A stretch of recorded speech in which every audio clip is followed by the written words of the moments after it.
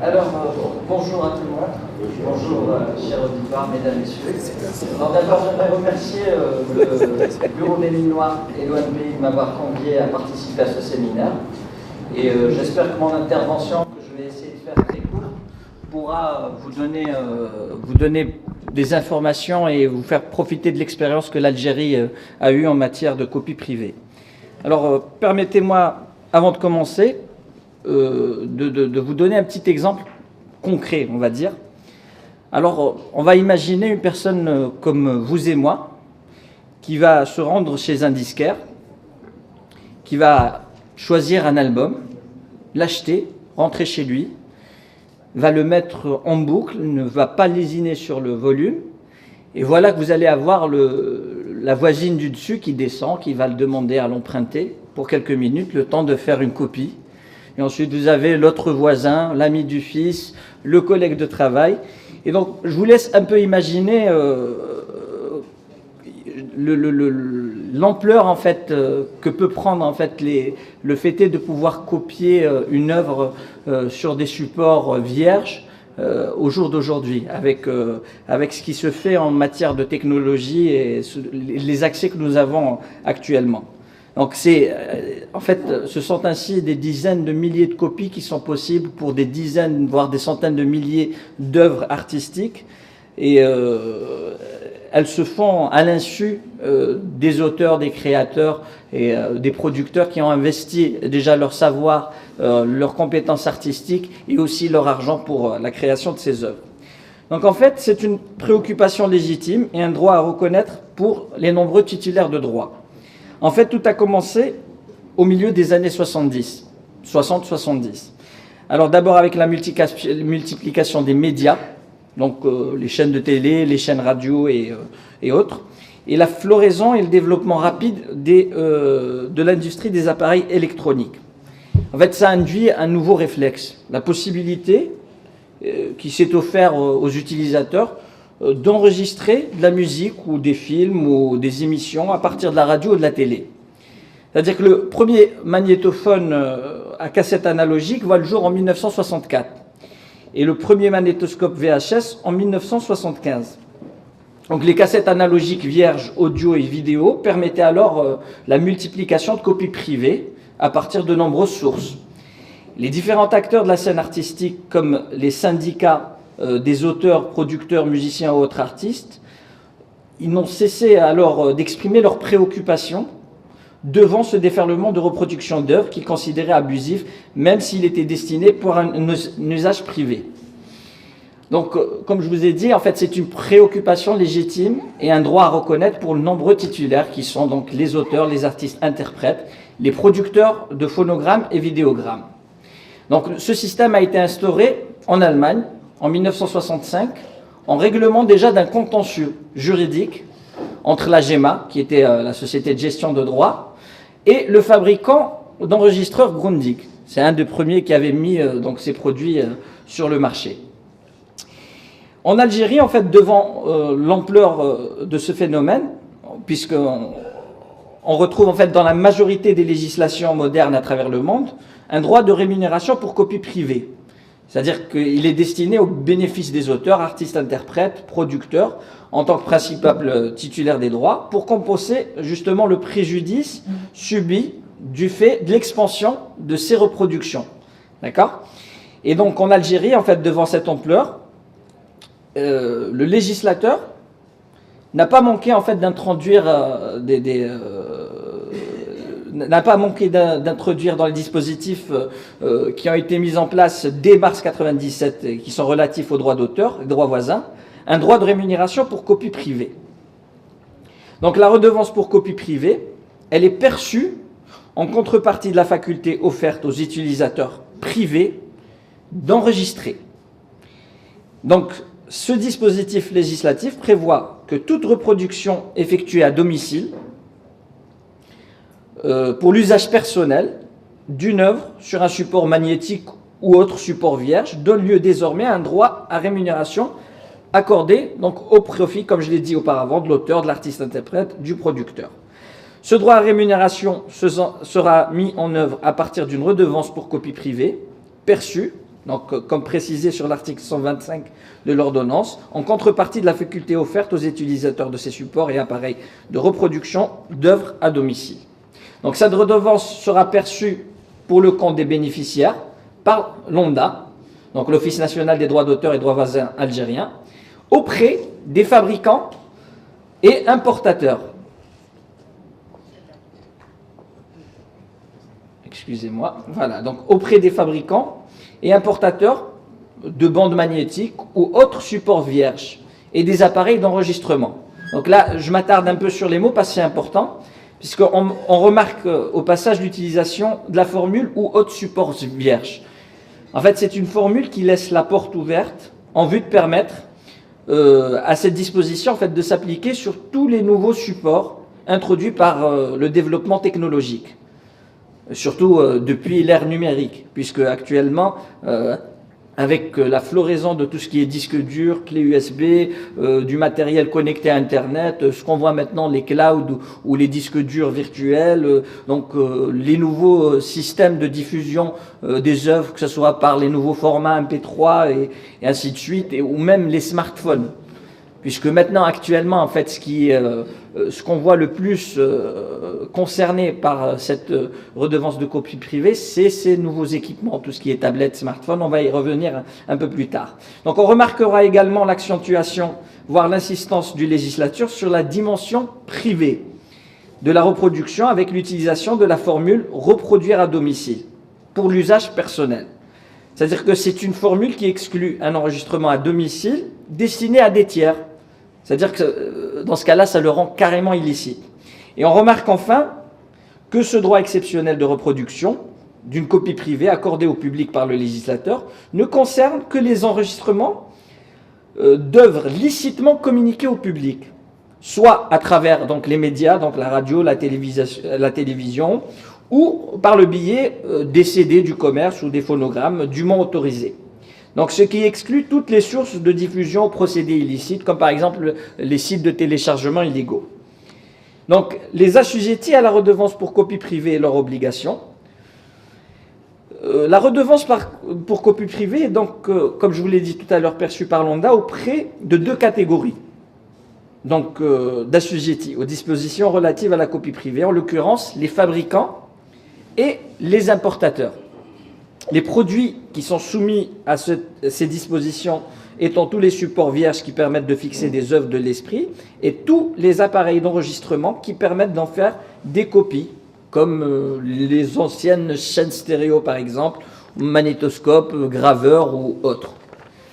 Donc les dispositions législatives et réglementaires relatives au droit à rémunération pour copie privée ont, en plus de la redevance, arrêté un certain nombre d'obligations auxquelles doivent se conformer donc, les deux catégories d'assujettis, comme je l'ai dit, donc producteurs et importateurs. Donc déjà, vous avez le paiement de la redevance. Donc le fabricant ou importateur de ces produits sont tenus de payer sur les quantités de supports qu'ils mettent à la disposition du public cette redevance, en contrepartie de la faculté qu'ils offrent aux utilisateurs de leurs supports et appareils de reproduire à domicile, pour l'usage personnel, des œuvres licitement communiquées au public.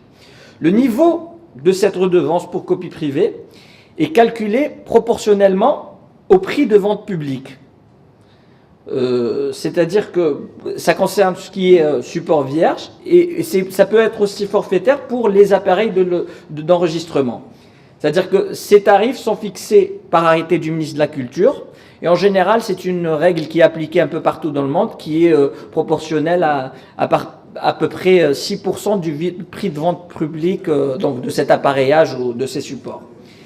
Alors vous avez aussi comme obligation la déclaration des supports et appareils. Donc ces mêmes assujettis à la redevance pour copie privée sont tenus de communiquer régulièrement à l'ONDA toutes les informations utiles sur les appareils d'enregistrement et supports vierges destinés à la reproduction.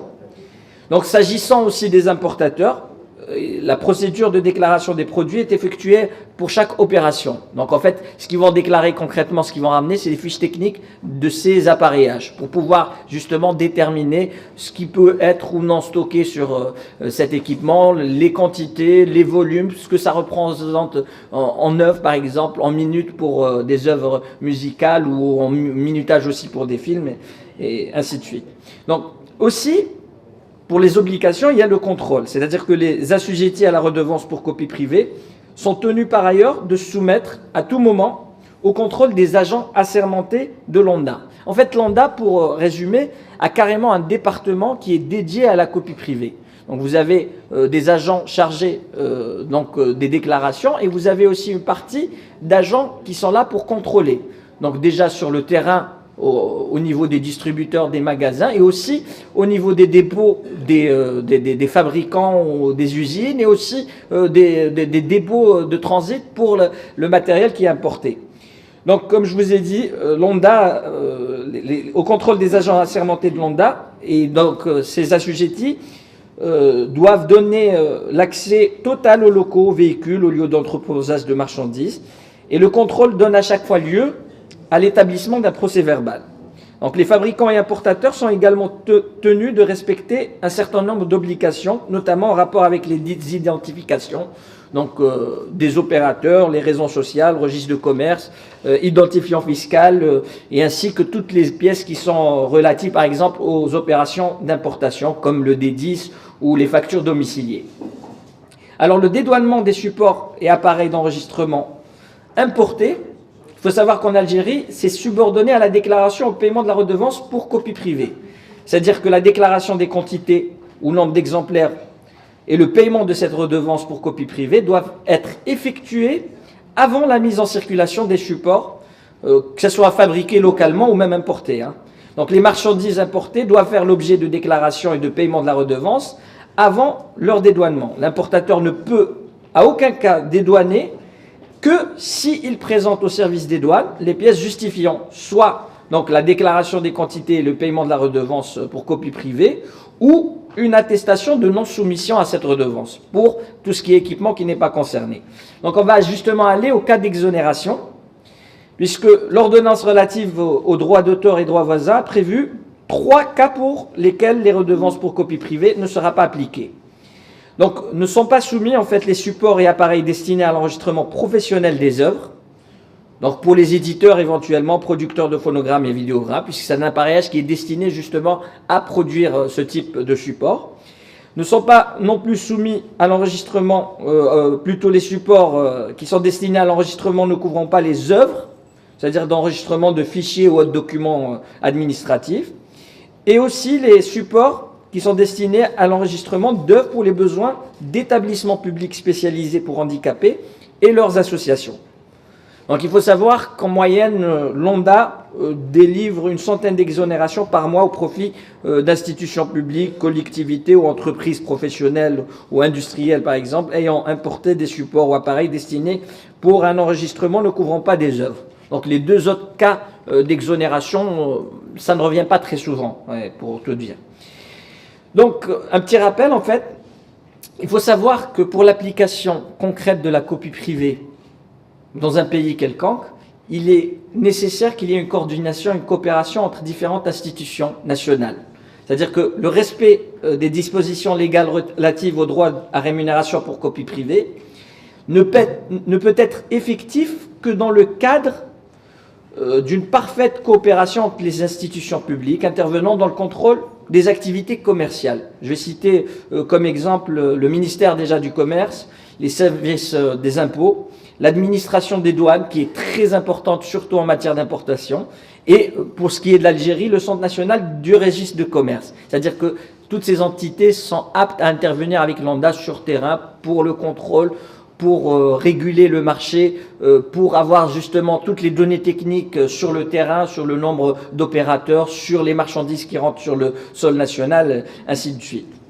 Maintenant, on va aller vers la rémunération des titulaires des droits. Donc, il faut savoir que pour assurer la rémunération due aux titulaires des droits concernés, tous les produits issus de la redevance pour copie privée sont répartis par catégorie de bénéficiaires.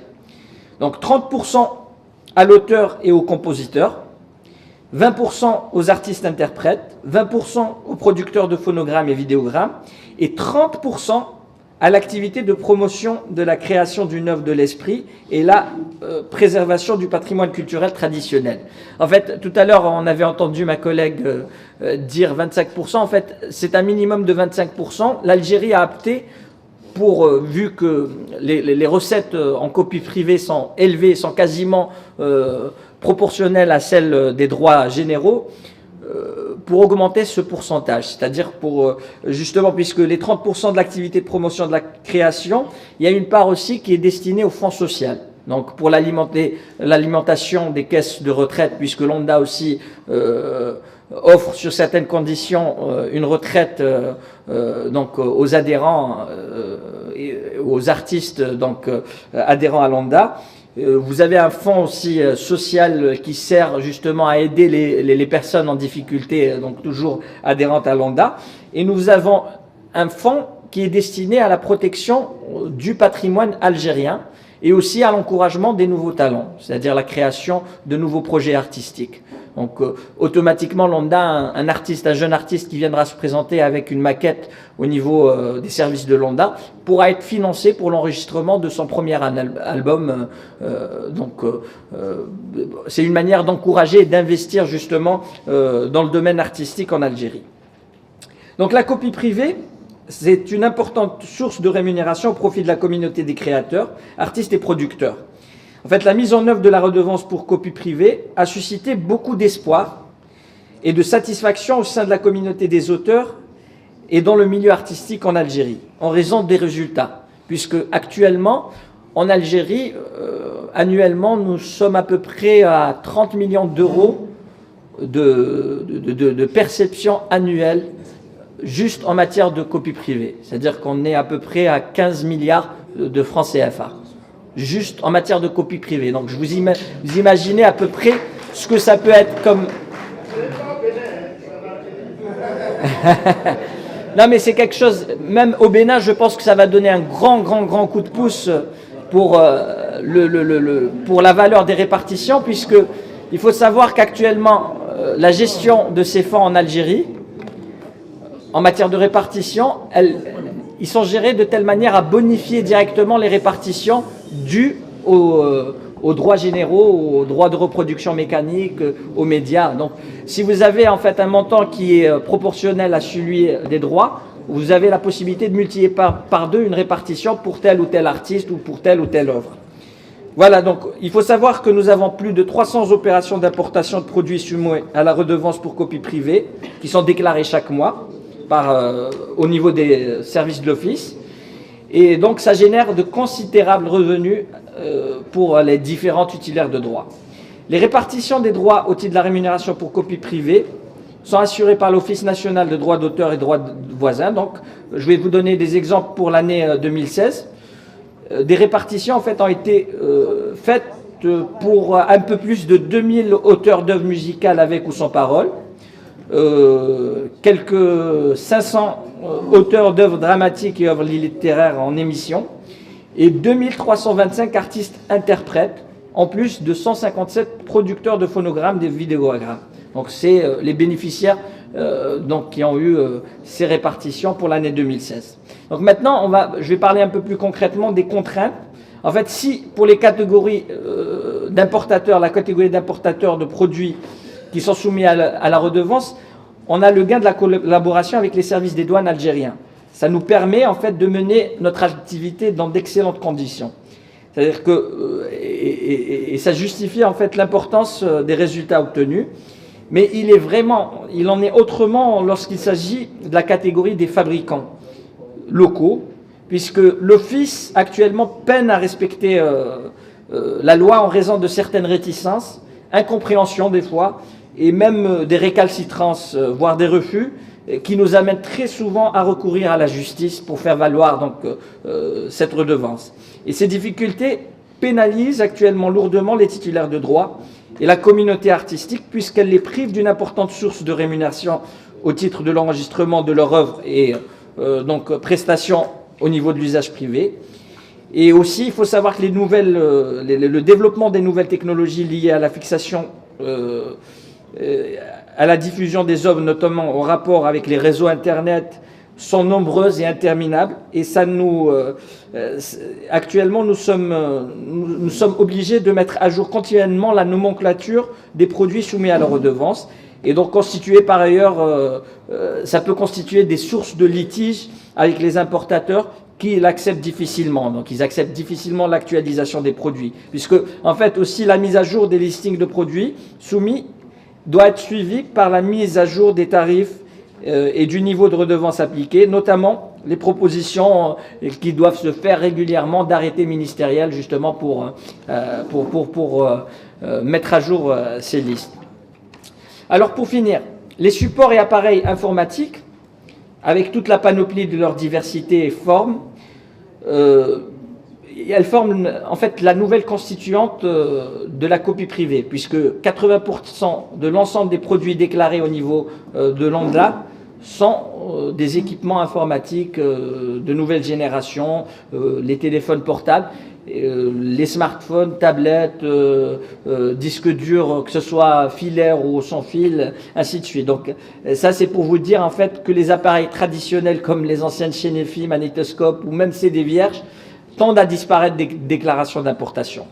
Donc en fait c'est les observations que je voulais souligner autour de la mise en œuvre du droit de rémunération pour copie privée en Algérie et les instruments mis en place dans le cadre législatif et réglementaire, ainsi que certaines contraintes de gestion liées notamment en l'absence d'information, de compréhension des textes et aux droits, donc les textes relatifs aux droits d'auteur et droits voisins de manière générale, et surtout au niveau de la copie privée en particulier, parce que ça reste quand même une source de perception qui est plus ou moins nouvelle.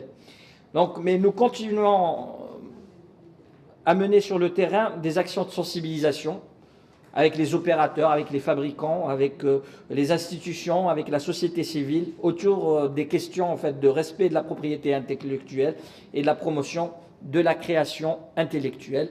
Et je vous remercie.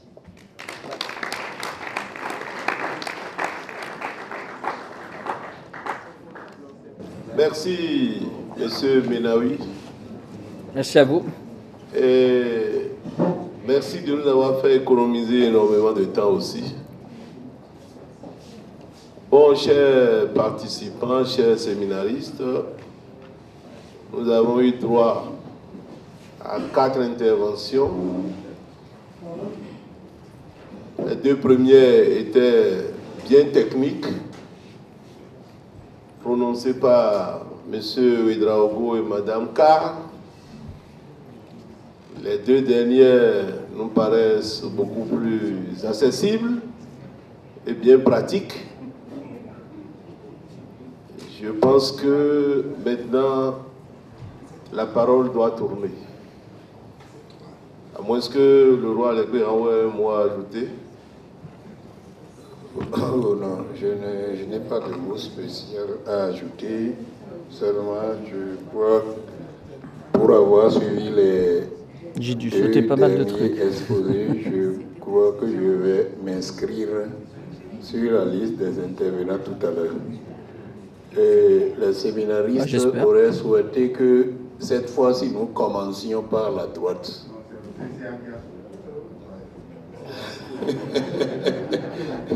Bon, donc nous commençons par la rangée de la droite pour ne pas toujours avoir à pénaliser les autres. Et je voudrais demander aux communicateurs, excusez-moi le terme algérien, la question que j'ai posée à Mme Vieira par rapport à la sécurisation du mandat du directeur général, comment ça s'exprime au niveau du bureau algérien du droit d'auteur pour que le directeur général puisse mettre en œuvre sa politique de développement du bureau? Par rapport aux moyens de récupération de ces moyens sur les copies privées, est-ce que les véhicules d'importation sont concernés? Je m'en vais demander à mon pays, à travers le directeur général du bureau du droit d'auteur, de bien vouloir s'inspirer de quelques expériences de la Côte d'Ivoire et de cette nouvelle aventure sur la copie privée pour que le Bénin puisse, les artistes béninois en général, puissent souffler un peu, avoir maintenant de l'espoir et travailler davantage. Vu l'appel que Mme Vieira, c'est-à-dire l'appel que le bureau IDA, je crois, a pour percevoir les fonds au niveau des radios et des tenants de bar et autres.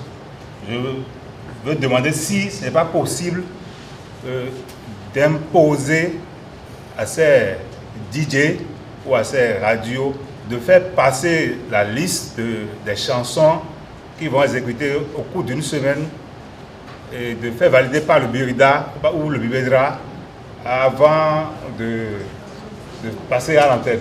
La société de gestion des œuvres collectives et la sociologie.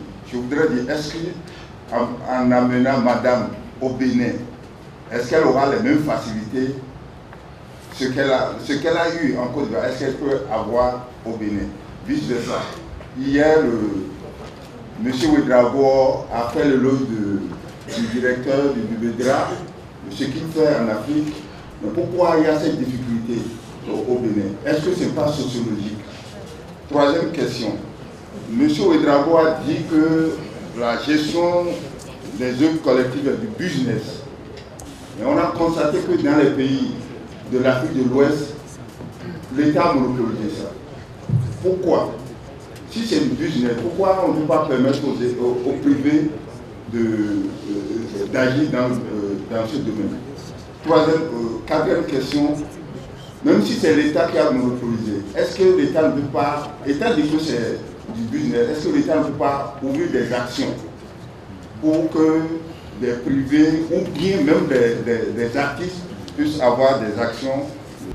Je voudrais savoir, au niveau de Mme Dia, comme les autres conférenciers, au niveau des arts plastiques, est-ce que de quelle manière vous gérez ce volet avec les plasticiens ivoiriens?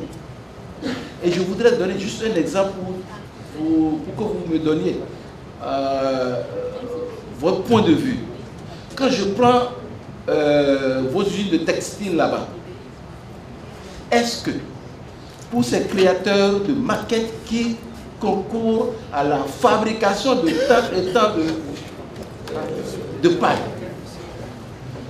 est-ce que ces usines participent aux redevances qui permettent au finish de nourrir quelques artistes créateurs inscrits au bureau? Est-ce que l'artiste qui est déjà sociétaire peut directement avoir des contrats avec des GSM ou avec des usagers pour se faire directement payer les droits quand par exemple il estime que c'est juste moi je suis sociétaire chez vous et Céline Dion me demande d'écrire une chanson? Est-ce que je passe par chez vous avant de gérer comment est-ce qu'elle paye et le cachet et les droits? Madame Vieira toujours, est-ce que... Bon, je passe à monsieur Abba. Le BIBEDRA couvre les musiques traditionnelles qui sont tombées dans notre domaine public, oui ou non, monsieur le directeur? Quels sont vos rapports avec le Fonds d'aide à la culture? Est-ce qu'il y a, comme au Burkina en Côte d'Ivoire, un transfert, n'est-ce pas, de fonds pour soutenir la créativité? Je parle en complète ignorance du système, je l'avoue. Monsieur Aroupa toujours, est-ce que le BIBEDRA payait les producteurs jusque-là? Merci, Monsieur le Président.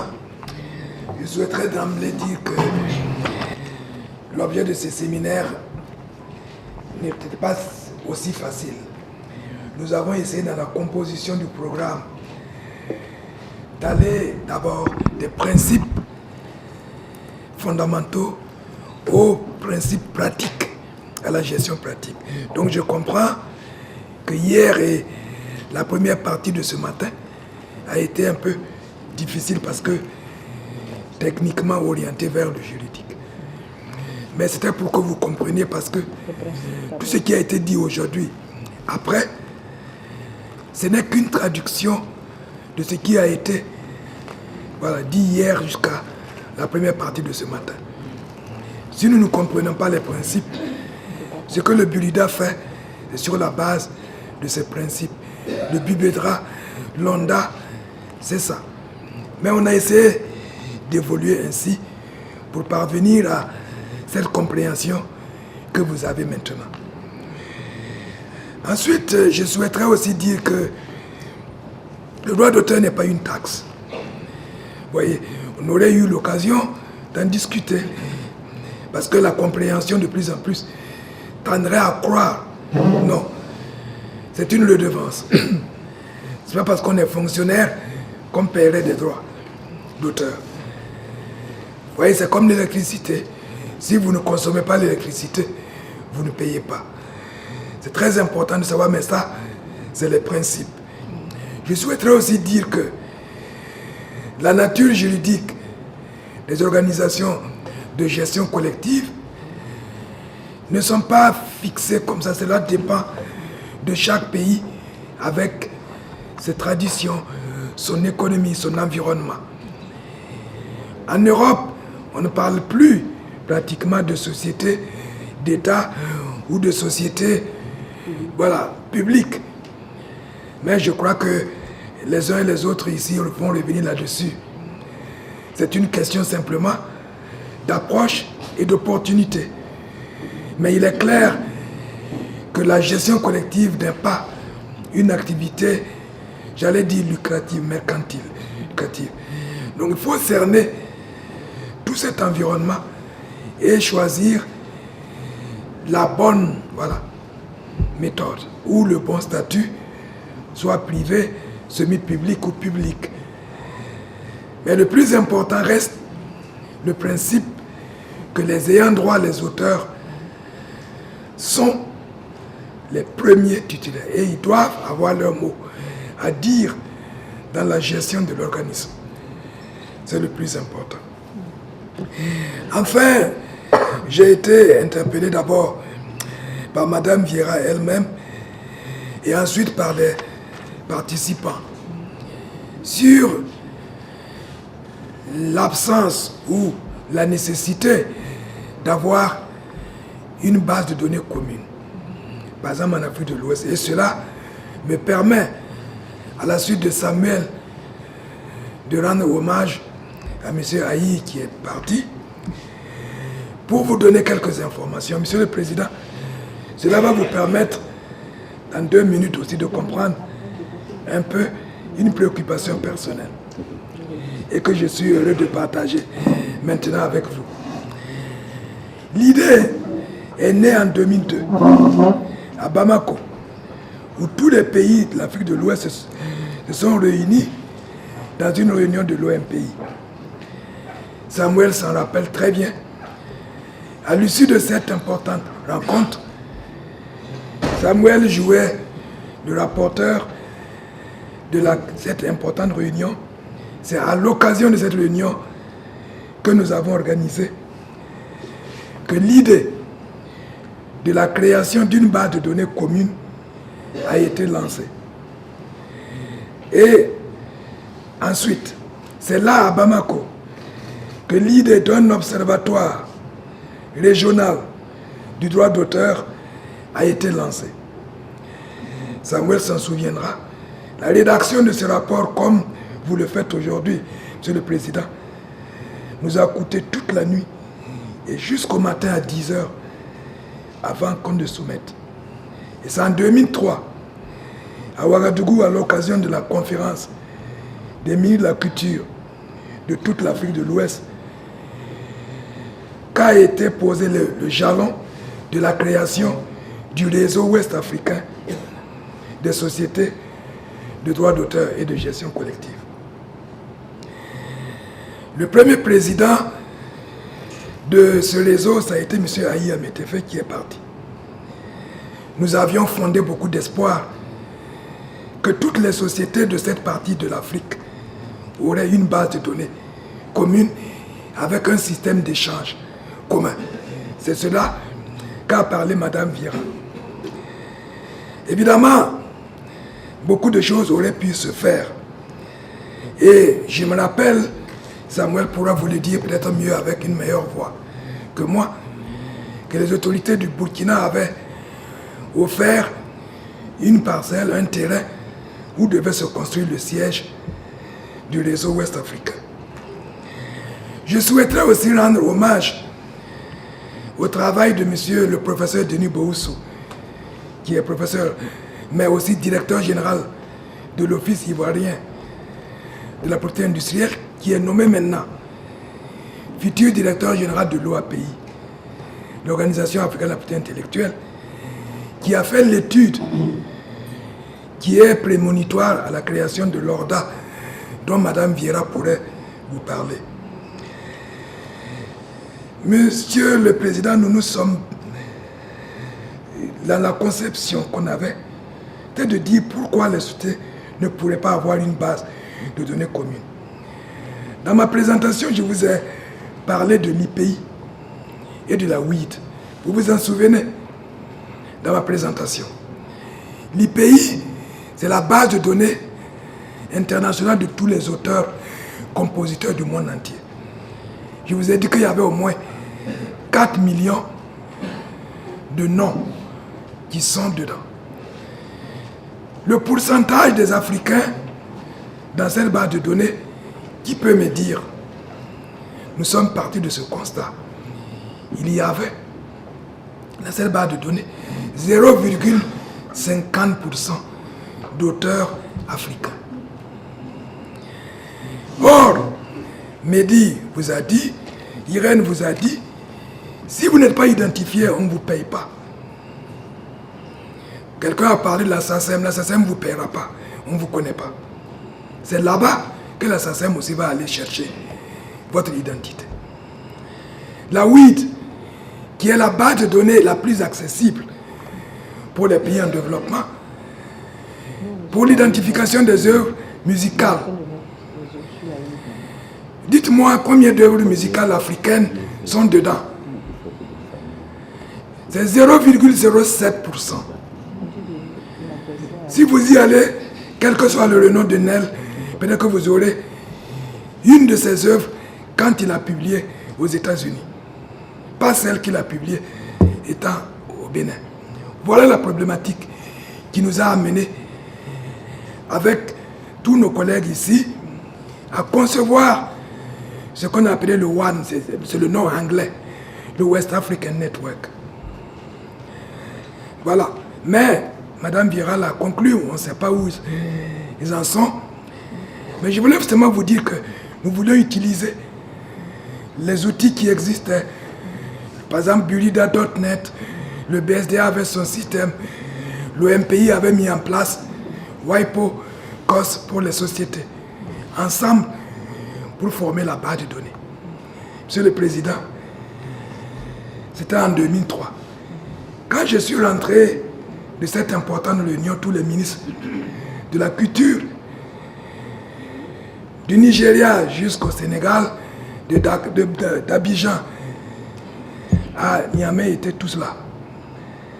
C'est quand je suis rentré de cette mission que je suis tombé malade, j'ai eu le palu, j'ai perdu les gorges, la voix. Voilà pourquoi ne croyez pas que j'ai l'asthme. C'est le palu, soyez-vous le palu. C'est le palu qui m'a rendu comme ça, j'ai perdu. Nel Oliver le sait, une corde vocale. Merci beaucoup. Merci, M. Draogo, pour cette historique. Vous continuez de nous enfoncer dans l'émotion. Mais nous allons tenir debout jusqu'à la fin.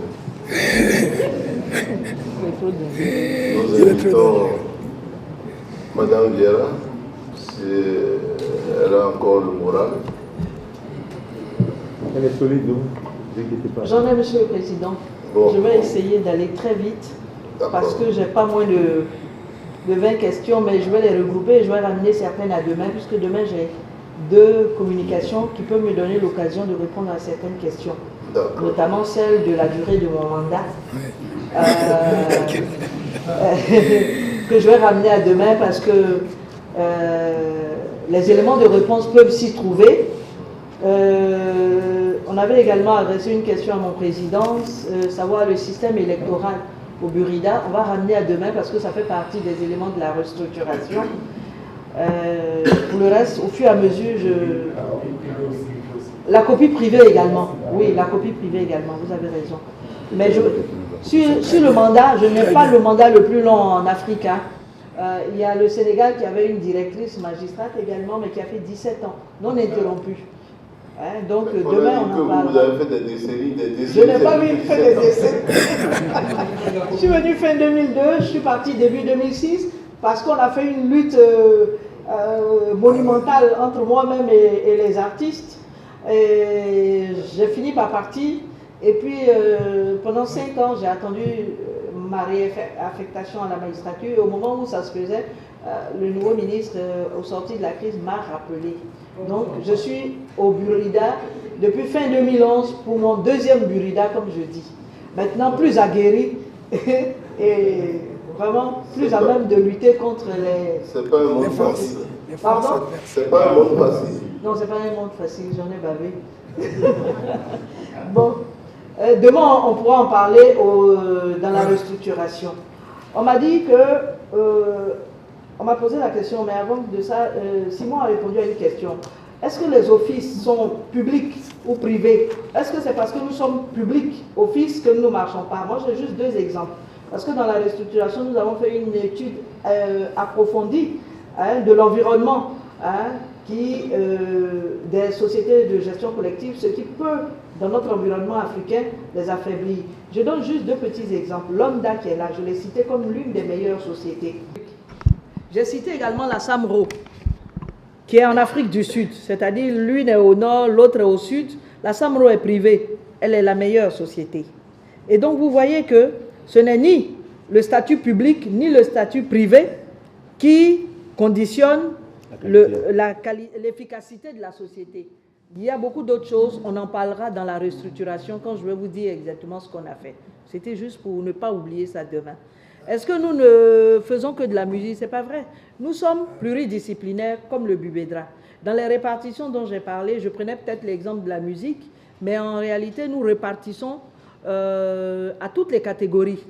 Mais encore faudrait-il que toutes les œuvres soient utilisées et déclarées. Mais c'est surtout utilisé. La gestion de la musique, on appelle ça la gestion des petits droits. Ce n'est pas parce que ça donne de petits droits, mais c'est facile.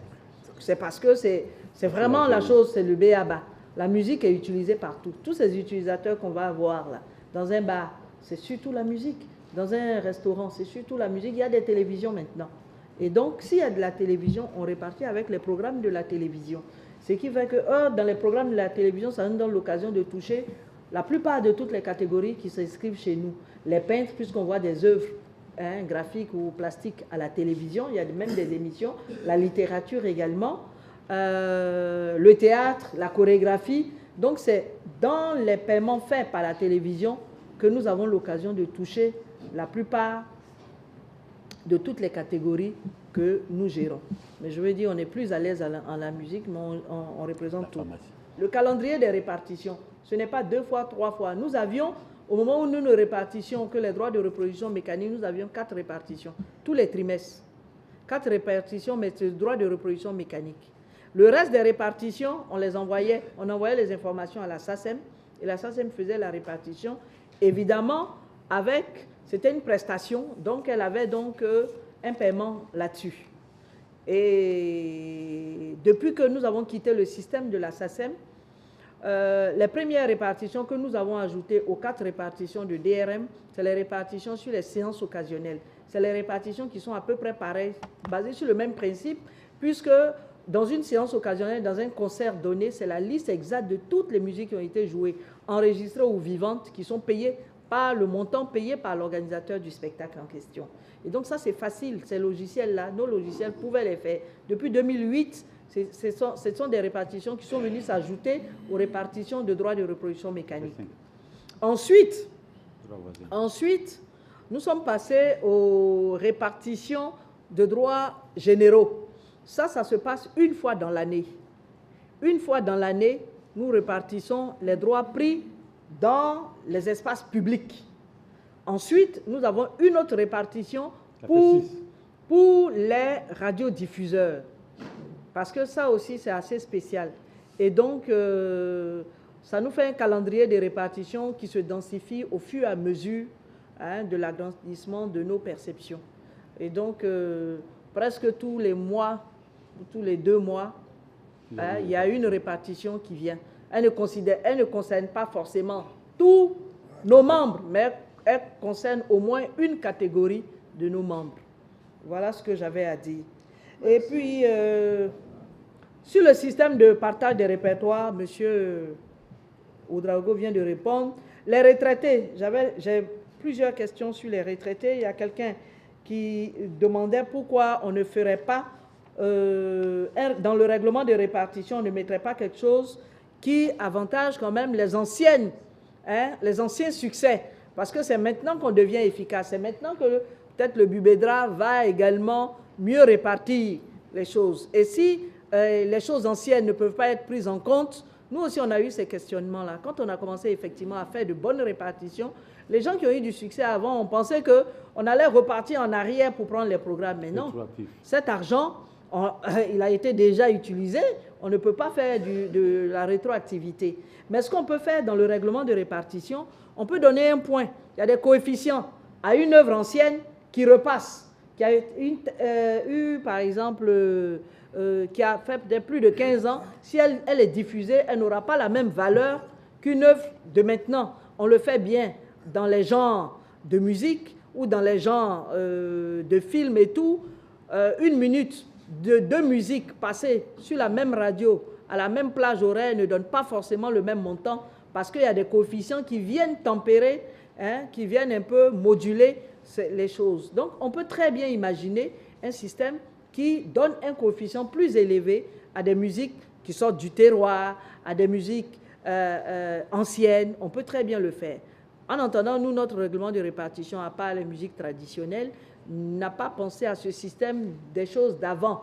Cependant, le ministre de la Culture, je n'en ai pas parlé parce que ce n'est pas le Burida, mais j'aurais dû le souligner, le ministre de la Culture a, il y a 4 ans, mené une démarche auprès du président de la République, de sorte que sur les fonds du président de la République, il est versé une indemnité de 300 000 francs par mois à des anciennes gloires de la musique.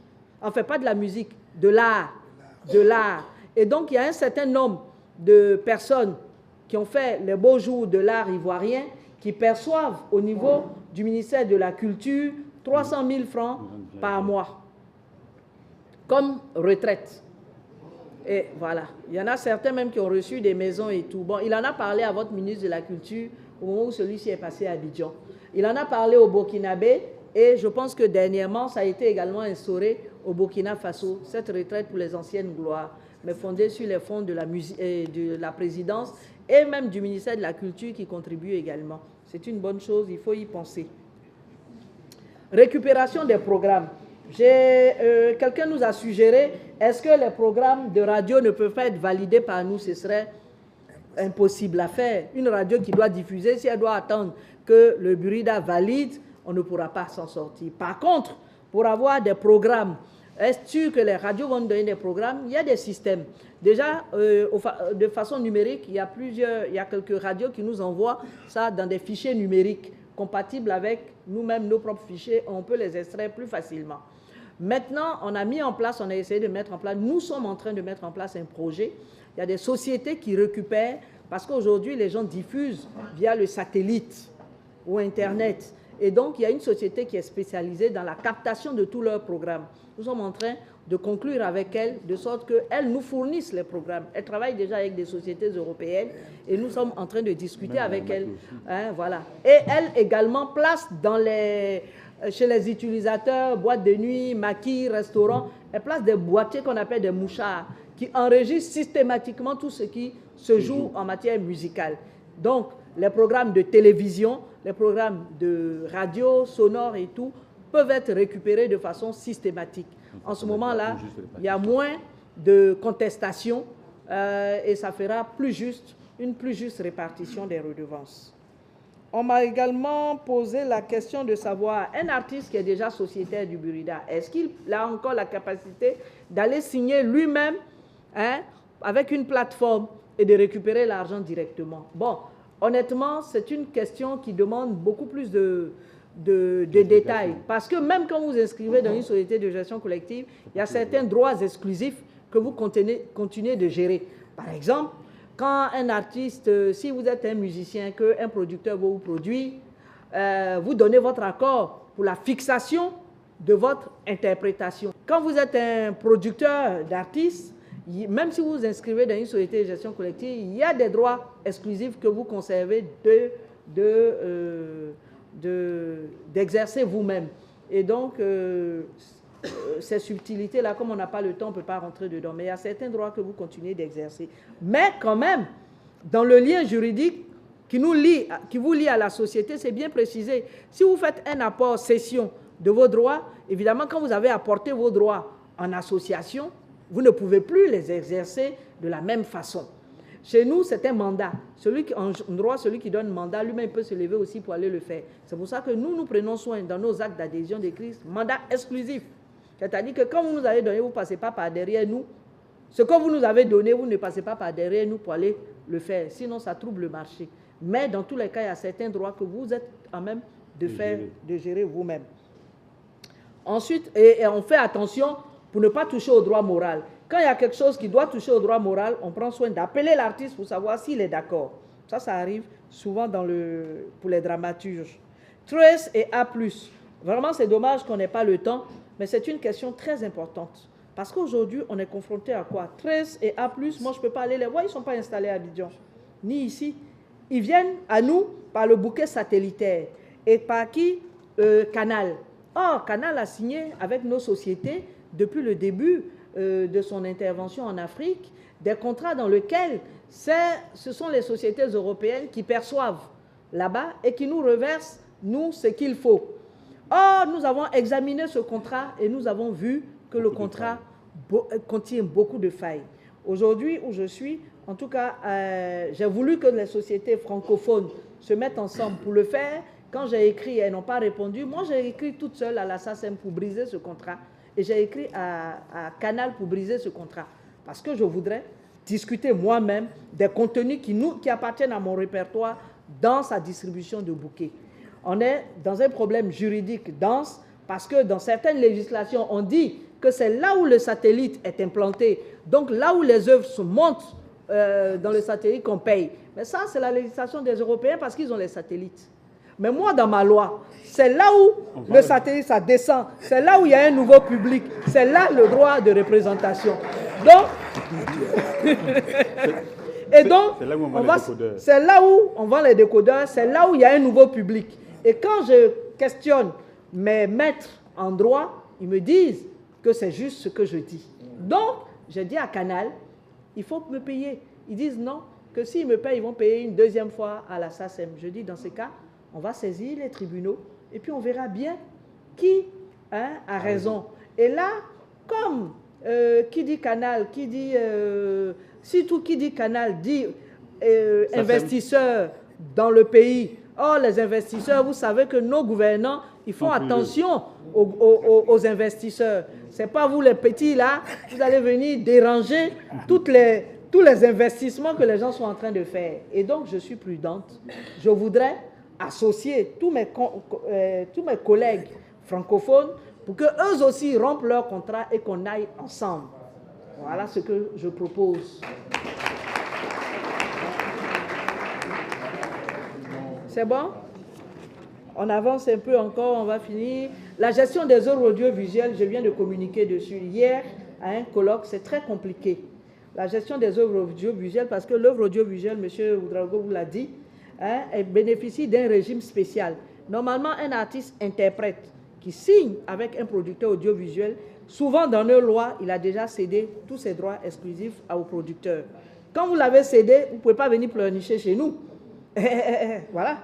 Donc, les seuls qui n'ont pas cédé automatiquement, c'est l'auteur de la musique préexistante qui a signé avec le producteur audiovisuel. Normalement, ce qu'on prend, c'est pour l'auteur de la musique. Mais comme nous savons que les artistes, interprètes ne bénéficient pas de grand-chose quand les producteurs les prennent ici, d'abord, souvent, ils ne signent même pas de contrat. Des fois, c'est entre amis, on dit viens jouer. Et l'interprète aussi qui veut se faire un nom et qui veut travailler court, il ne négocie pas bien. On sait que quand le producteur va aller diffuser, vendre à des diffuseurs, il ne va pas revenir pour compléter le cachet. On se dit que nous, on considère que la session, là, si l'interprète était déjà inscrit chez nous, il nous a donné un mandat exclusif. Il n'a pas pu céder au producteur plus tard ces mêmes droits-là. Donc, chez nous, il n'a pas cédé. Donc, quand nous, on va prendre l'argent à la télévision, on paye les interprètes quand même. Mais on a dit aux interprètes, ça ne peut pas durer. Il faut signer des contrats. On va signer des contrats et on a mis dans la loi pour les protéger, pour les interprètes, parce que ce sont des êtres chez nous assez faibles. On se dit, dès qu'on signe, un producteur signe avec un interprète, même s'il lui a cédé tous les droits, quand l'œuvre passe à la télévision ou chez les radiodiffuseurs, pas dans les cinémas, le montant qui doit revenir à l'artiste-interprète est discuté par la société de gestion collective et est payé par la société de gestion, c'est-à-dire est fixé par la société de gestion collective et versé à la société pour ces interprètes-là, donc pas aux producteurs. C'est déjà une façon de les protéger un tant soit peu. Ensuite, les pharmaciens et les transporteurs. Pourquoi je les ai cités? C'est un exemple. Il y a les cliniques privées, les hôpitaux également qui ne nous payent pas. Les pharmaciens, ils mettent des télévisions dans les officines pour leurs employés, ou bien le client, il ne reste pas longtemps, c'est les employés surtout. Mais c'est une catégorie, bon, ce sont des intellectuels. Dès que vous commencez à aller parler, même pour payer 5 000 francs, c'est beaucoup, beaucoup de paroles. Bon, nous aussi, on ne veut pas intervenir en allant arracher des télévisions dans les trucs. On peut le faire, mais bon, on se dit, dans notre conseil d'administration, il y a un pharmacien. Un pharmacien qui est arrangeur également, on lui demande d'aller voir l'ordre des pharmaciens et de communiquer pour qu'on puisse résoudre la question. Mais sinon, ce n'est pas beaucoup. Ce n'est pas ça qui est le plus important. C'est chez les transporteurs que les montants attendus sont les plus importants et chez l'État également. Mais l'État, quand on veut commencer à leur demander de nous payer pour les salles d'attente, pour le téléphone, les salles d'attente dans les ministères, tout, notre ministre dit de calmer le jeu. Il faut qu'il signe les décrets de la copie privée d'abord, ensuite on sera à l'aise. Parce que si on les accule, déjà, ils vont mettre de la réticence à signer nos décrets sur la copie privée. Bon, c'est un argument. Nous, on laisse ça d'abord. Il n'y a qu'à signer la copie privée. Après, on va monter sur eux.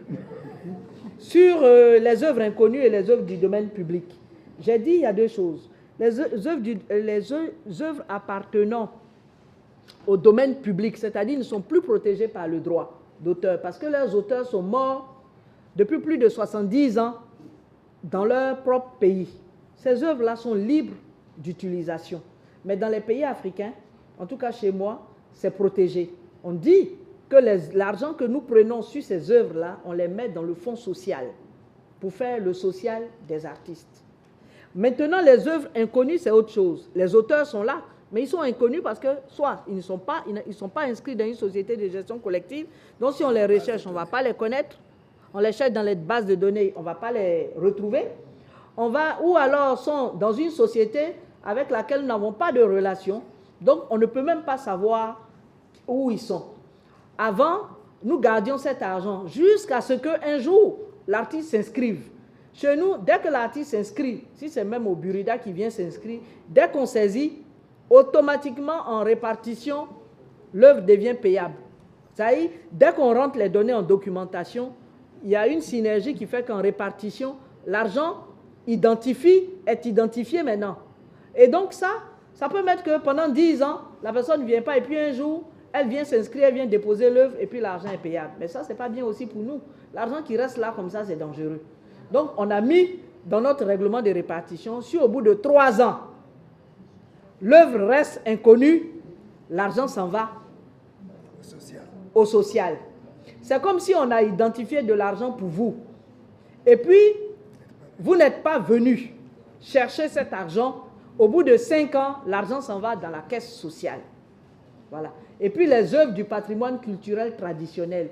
En général, dans nos législations, l'État dit que leur exploitation donne lieu à paiement d'argent, mais cet argent, l'État ne prend pas. L'État met ça souvent dans les caisses sociales des artistes. C'est ce que j'ai expliqué. J'espère qu'au Bénin, c'est la même chose. Le personnel qui doit travailler, c'est un environnement, on va en parler demain dans la restructuration, parce que c'est un point important. C'est même une des premières explications des faiblesses des sociétés africaines. Si vous avez du personnel qui est fonctionnaire, sur lequel le DG n'a pas prise, parce que pour sanctionner un fonctionnaire, il y a trop de procédures. Le gars, il est assis là, il sait qu'il a son argent à la fin du mois, mais il ne peut pas être challengé. Bon, prendre aussi du personnel privé, ça fait beaucoup de frais. Nos frais de gestion sont bloqués. Simon vous a dit 25%, mais presque toutes les sociétés africaines, sauf peut-être l'Onda et la Samro, on prend 35%, c'est beaucoup. Sur l'argent qui doit revenir aux artistes, c'est 35%, on prend. Après, il y a d'autres petites cotisations, il y a l'impôt, vous voyez que l'artiste, il a peu. Mais notre confédération nous a interpellés pour dire que désormais, elle nous donne 2 ans pour redescendre à 25%. Or, si à 25%, l'argent ne va même pas suffire pour payer la masse salariale. Quand c'est du privé, c'est cher. Donc, c'est vraiment chercher un équilibre. Voilà. Il faut trouver un équilibre qui nous permette d'avoir beaucoup d'argent, beaucoup de redevances, de sorte que, même en prenant 25%, on ait des ressources personnelles pour pouvoir couvrir toutes ces charges-là et payer tout le monde. Mais quand même, je pense qu'une bonne société devrait avoir au moins quelques personnes qui détiennent des diplômes supérieurs. Un master en propriété intellectuelle, c'est beaucoup déjà pour commencer à faire. Des gens vraiment... parce que si on prend que des personnes... Du petit personnel, on ne peut pas avancer. Il faut avoir une équipe vraiment bien, peut-être 3 ou 4 personnes qui réfléchissent, enfin qui connaissent bien la matière et qui peuvent faire avancer les choses. Je pense que j'ai à peu près tout... J'ai répondu à tout le monde. Hein. Sinon, j'ai répondu à toutes les questions qui m'étaient déposées. Merci beaucoup. Je vous en prie. Ça nous a pris 40 minutes. Oui, monsieur. Alors, en attendant que le directeur Menaoui ne mette de l'ordre dans ses copies, non, c'est dit exprès avec le vif souhait que comme vous savez le faire, vous allez nous économiser du temps. Je voudrais qu'on finisse avec la Côte d'Ivoire en laissant le président du conseil d'administration dire son mot. Wow. Vous allez m'amener à salir l'image du candidat. Après, je besoin une aussi pleine de prestations. Mais ça va aller. Ok, on m'a interpellé sur 2 sujets. Est-ce que je continue de produire? Vous savez, être membre d'un conseil d'administration, ce n'est pas un travail, c'est du bénévolat. Quand on vient à un conseil d'administration, il y a beaucoup de présidents du conseil d'administration qui sont passés avant moi, qui aujourd'hui, excusez-moi du terme, mais n'ont pas continué leur métier. Aujourd'hui, c'est difficile pour eux. Donc moi, je pense que je suis avant tout un producteur et je continue d'être un producteur. J'ai même des albums qui vont sortir. C'est le seul endroit où je suis très heureux quand je suis en studio. Parce que c'est là-bas qu'on crée, c'est là-bas que c'est un moment de partage important. Donc je continue d'être producteur. Deuxième chose,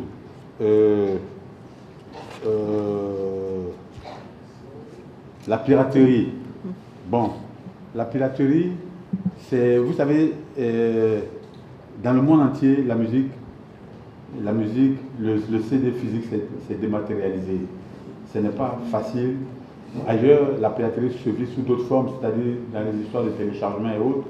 Mais chez nous, en Afrique, le CD physique peut se vendre encore parce que l'outil informatique est encore un produit de luxe. Donc, le CD physique peut se vendre. Mais la piraterie, il faut une reconversion de mentalité. Je vais vous donner juste un petit exemple. Un jour, j'ai attrapé, je venais de sortir le nouvel album d'Onel Mala que j'ai produit. C'est moi qui ai produit Onel Mala en son temps. Et puis, il y avait un policier qui était en faction, il y avait des gens qui avaient piraté.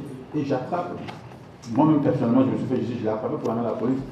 Le policier m'a dit, mais, qui était en faction, m'a dit, mais laisse l'enfant, il se débrouille.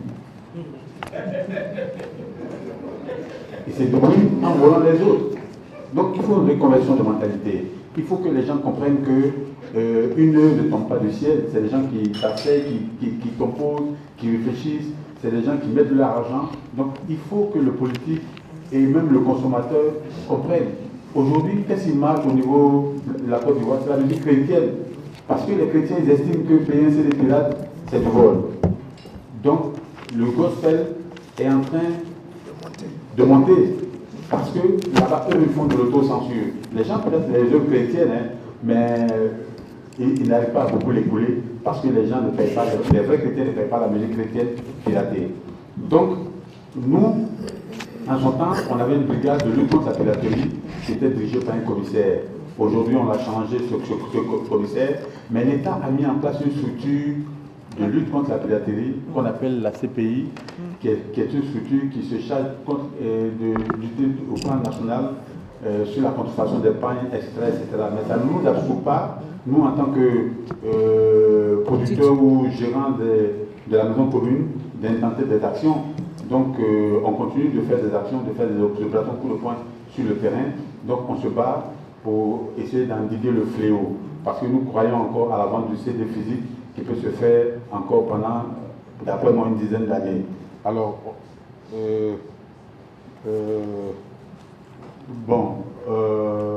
Madame Vieira, quand on m'a élu, vous savez quelle était la mission que les artistes m'ont donnée? J'avais pour mission de la débarquer, de l'enlever, parce qu'ils estimaient comme vous qu'elle a trop duré. On dit non, mais il faut que tu l'enlèves, président. Tu vois là, ta première action, tu la débarques. Parce que, donc, quand je suis venu, moi j'avais ça comme mandat, mais j'étais prudent. J'ai commencé par faire justement un séminaire de formation des membres du conseil d'administration pour savoir quels sont nos droits et nos devoirs. On me disait qu'il faut impérativement que j'ai la double signature sur le compte du Burida. Mais au cours de ce séminaire, j'ai appris qu'on ne peut pas être juge et parti. C'est nous qui concevons la politique managériale. Nous avons fait une feuille de route. Demain, elle a une obligation de résultat vis-à-vis de nous. Donc, on ne peut pas contresigner l'échec et puis demain, attention, tu as fait ceci, tu as fait cela. Donc, au cours de ce séminaire, nous avons appris ces choses-là. C'est peut-être un séminaire sur la bonne gouvernance. Donc, c'est des choses que je vous encourage vivement à faire. Parce que on est des artistes, on est en studio, on crée, c'est pas tout à fait évident d'être partie prenante d'un conseil d'administration. Donc, on s'est formé pour y arriver. Et c'est à la suite de ça que je me suis dit, mais merde, j'allais me tirer une balle dans le pied. Parce que pour réussir mon mandat, j'ai besoin de m'appuyer sur des personnes qui sont des sachants. Ok? Et donc, c'est moi maintenant qui essaie de dire aux gens, attention. Et surtout, ce que j'ai découvert, c'est une femme très intègre. Ça, c'est pas pour le passer de la pommade. Nos rapports n'ont pas été un long fleuve tranquille. Hein. Il y a eu des fois où c'est chaud entre elle et moi. Mais elle est intègre. Ça, on ne peut pas lui reprocher cela. C'est pas une personne qui va vous voler un copain. Elle est honnête. Donc, rien que ça vous couche le bec. Ok? Donc, moi, je pense que je prie Dieu qu'on n'affecte pas, qu'elle reste toujours avec nos Bulgares. Merci, je vous remercie. Merci, Monsieur Menaoui. Je compte sur vous pour regrouper les grandes lignes des préoccupations pour ne pas aller cas par cas. Je vais essayer. Merci, Monsieur le Président. Tout d'abord, je vais commencer par répondre à la question de monsieur sur le système de perception en matière de copie privée. C'est vrai que l'ONDA, actuellement, et je pense que ce sera pour toujours, fait elle-même, en fait, c'est au niveau de l'ONDA qu'il y a une structure, qui a un département de copie privée qui gère justement le paiement des redevances, la déclaration et tout le processus. C'est-à-dire que la douane, comment elle intervient? Elle intervient comme si elle intervenait à l'aéroport avec la police des frontières. C'est-à-dire que c'est deux procédures qui se suivent, mais qui ne sont pas directement liées. C'est-à-dire que vous arrivez au niveau de la douane, au niveau du port ou du fret de l'aéroport, on va vous demander de passer d'abord à l'ONDA pour faire votre déclaration de votre marchandise et de ramener, donc s'il y a paiement de redevance, votre quittance de paiement ou l'attestation de non-soumission pour cette marchandise. C'est-à-dire que c'est l'expertise des agents de l'ONDA qui permet de dire c'est les seuls qui sont habilités à dire si telle ou telle marchandise est redevable ou non. Donc ça se passe au niveau de l'ONDA et en fait cette position, ça s'est gagné en fait. C'est la position politique de l'ONDA en Algérie qui a permis d'instaurer ce système de cette façon. Puisqu'il y a d'autres pays en Afrique qui ont aussi le système de la copie privée et qui dépendent de la douane pour le paiement des redevances. Ils ont fait cette erreur et ils ont payé les conséquences puisque vos craintes en fait sont totalement justifiées et ils les subissent actuellement. Donc ça c'est par rapport à ça. Par rapport à la position de l'ONDA, il y a quelque chose qui est important, c'est que l'ONDA, en fait, on a parlé tout à l'heure du privé, de l'office, de l'État. L'ONDA est sous tutelle du ministère de la Culture, mais c'est un office, c'est un EPIC, mais c'est un EPIC qui est totalement indépendant de sa gestion. C'est-à-dire qu'il ne rend compte qu'à ses sociétaires, par le biais du conseil d'administration qui est élu par l'ensemble des adhérents s'ils veulent se présenter à l'Assemblée générale. Et c'est ce qui fait en fait la force de l'ONDA, c'est-à-dire qu'il a le soutien de tous ses adhérents. C'est seulement comme ça que nous avons pu faire passer des lois, que nous avons pu avoir des positions concrètes et que nous avons une force de décision en matière de droits d'auteur en Algérie. C'est par le biais de nos sociétaires. Et en fait, l'administration de l'ONDA par lequel donc c'est géré du directeur général au simple agent, sont là pour servir ces sociétaires. C'est-à-dire que l'ONDA appartient à ses adhérents. Et c'est comme ça que ça fonctionne et c'est comme ça qu'on peut avoir un point conséquent. Donc il faudrait en prendre exemple déjà pour soutenir votre bureau et pour qu'il puisse mettre en place sa politique de façon pérenne et soutenue par ses adhérents. Donc ça c'est pour répondre à cette question. Il y avait une question concernant les véhicules d'importation. En fait, en matière de copie privée, donc c'est très simple. On parle d'équipements qui permettent soit la reproduction ou l'enregistrement ou le stockage. Donc, en matière de véhicules, moi j'ai déjà vu des postes radio, c'est passé par l'ONDA, des postes radio qui étaient équipés en disque dur. Mais ce n'est arrivé qu'une fois. Donc le reste des équipements n'est pas soumis.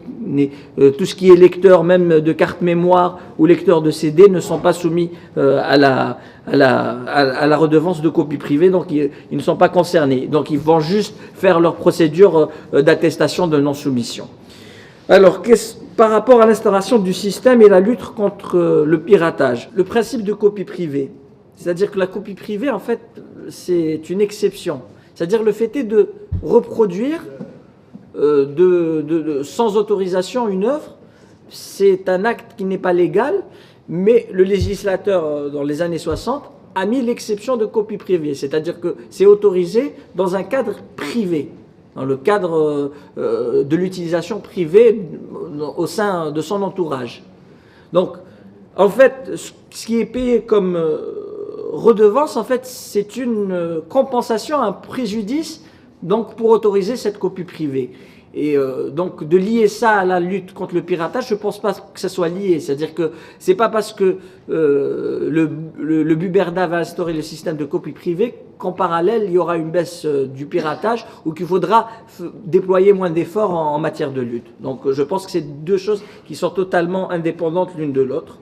Sinon, par rapport à la reprographie, il y a le même système que la copie privée qui est en place en Algérie. Donc il y a une redevance pour reprographie, donc pour tout ce qui est équipement qui permettent la copie des photocopieurs, imprimantes offset et autres, donc qui rentrent sur le territoire ou qui sont fabriqués localement, sont soumis à cette redevance. Maintenant, en matière de répartition, c'est différent. C'est-à-dire que c'est pas réparti comme sont répartis donc les montants perçus en matière de copie privée. C'est réparti par le biais d'une commission qui est totalement indépendante de l'ONDA. Et ça va sous forme d'aide à la production littéraire, d'aide aux librairies, d'aide à la mise en place de bibliothèques. Donc chaque année, il y a un programme qui est fait sur les montants qui sont perçus en matière de reprographie. Donc ça, c'est par rapport à ça. Pour la question des assujettis. Donc en fait, les assujettis, comme je vous ai expliqué au début de ma présentation, la redevance de copie privée, elle est perçue en contrepartie de la faculté offerte aux utilisateurs d'enregistrer. Donc là, en fait, logiquement, on se dit c'est l'utilisateur qui doit payer cette redevance pour pouvoir avoir la faculté d'enregistrer à titre privé. Réellement, c'est ce qui se passe. Puisqu'en fait, la redevance, elle est perçue au niveau de l'importateur ou du fabricant, puisque c'est la source, mais elle est répercutée sur le prix de vente public. Donc en fait, quand c'est l'utilisateur qui va payer cette redevance. Donc ça, c'est pour que ça soit clair dans ce sens. Sinon, par rapport à l'aide à la créativité, au niveau de l'ONDA, ce n'est pas systématique. Il y a une commission qui est élue chaque année. Et donc, c'est cette commission, à chaque fois, qui va passer en revue les différents projets qui ont été déposés au niveau de l'ONDA pour valider ou non cette aide. Maintenant, pour ce qui est des nouveaux talents, on essaye de faire ça de manière systématique. Ce que nous faisons ici rentre dans cette stratégie, dans cet esprit. Non, mais je voudrais dire quand même que En 2007, j'avais fait une petite communication dans un milieu privé. Et puis, quelqu'un m'a approché pour dire, mais qu'est-ce que tu peux faire, tout ça? Et nous avons commencé par réfléchir au système de retraite et de sécurité sociale. Nous sommes inspirés. Vous savez qu'avant sa mort, Feu Senghor bénéficiait d'une pension de retraite au niveau du Bureau sénégalais du droit d'auteur. Nous nous sommes inspirés. Et en 2007, nous avons mis en place une stratégie. Nous avons lancé un recrutement. Nous avons recruté finalement un cabinet médical pour s'occuper de la sécurité sociale, maladie, cas de maladie des sociétés du Bubedra. Et nous étions sur le point de signer le partenariat entre le Bubedra et le cabinet médical quand moi j'ai été débarqué en 2009. J'ai passé service avec tous ces documents. Je ne sais pas ce que c'est devenu jusqu'à aujourd'hui, mais nous allons reprendre le bâton. De la même manière, nous avons organisé en 2004 un séminaire national intitulé Séminaire national sur les aspects juridiques et économiques du droit d'auteur au Bénin. Il y avait des magistrats, il y avait des avocats, tout un panel. Et de cela, nous avons dégagé un rapport général. Nous avons introduit une communication en Conseil des ministres qui a été adoptée. Et c'est ça, les décisions du Conseil des ministres de cette communication-là, qui permettent aujourd'hui l'enseignement de la propriété littéraire et artistique à l'université. C'est ça qui permet aujourd'hui une décision qui peut nous permettre de faire de la perception pour les droits de reproduction par reprographie à l'université et partout. Les universités ont été citées nommément et c'est ça qui nous permet d'envisager la rémunération pour copie privée. Et ça, les premières notes que j'avais écrites pour démarrer les formalités en matière de rémunération pour copie privée date de 2006. Moi, je suis parti et je dois saluer quand même la présence, il n'est plus là, de l'ancien directeur général, M. Assogba, qui a ressuscité le dossier depuis 1 an ou bien 2 ans et qui a fait beaucoup de formalités. Et M. Davo a dit ici qu'on était à un doigt de signer les documents avec la douane quand un petit, entre griffes, conseiller technique d'un ministre a dit non, il ne faut pas le faire. Et c'est bloqué jusqu'à... Non, j'ai dit entre griffes, mon cher ami. J'ai dit entre griffes. Et donc, voilà. Mais qui est responsable? Qui est responsable de tout ça là? Ce que je voudrais dire, c'est que nos auteurs, nos artistes sont comptables de cette situation.